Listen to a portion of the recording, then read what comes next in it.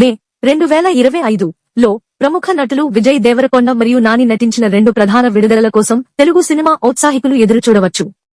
Kingdom Vijay Devarakonda నటించిన, గౌతమ్ తిన్ననూరి దర్శకత్వం వహించిన ఈ స్పై థ్రిల్లర్ మే 30, 2025న థియేటర్లలోకి రానుంది.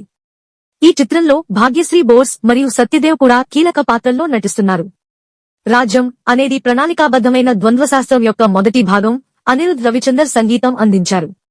తెలుగు, తమిళం, హిందీ భాషల్లో ఈ చిత్రం విడుదల కానుంది. హిట్ 3వ కేసు నాని ఈ క్రైమ్ థ్రిల్లర్లో అర్జున్ సర్కార్ పాత్రను పోషించాడు.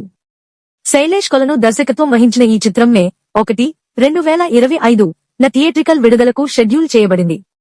ఈ విడత విజయవంతమైన హిట్ ఫ్రాంచైజీని కొనసాగిస్తుంది. నాని పాత్ర కొత్త నేర పరిశోధనలకు బాధ్యత వహిస్తుంది.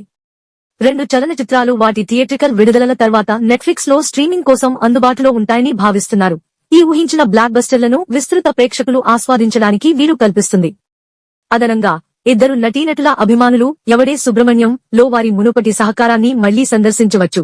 ఇది మార్చి 21, 2025న థియేటర్లలో మళ్లీ విడుదల చేయడానికి సిద్ధంగా ఉంది. ఇది అసలు విడుదలైనప్పటి నుండి 1 దశాబ్దం పూర్తయింది. ఈ ఉత్తేజకరమైన విడుదలలతో మే 2025 తెలుగు సినిమాకి బ్లాక్ బస్టర్ నెల అవుతుందని హామీ ఇచ్చింది.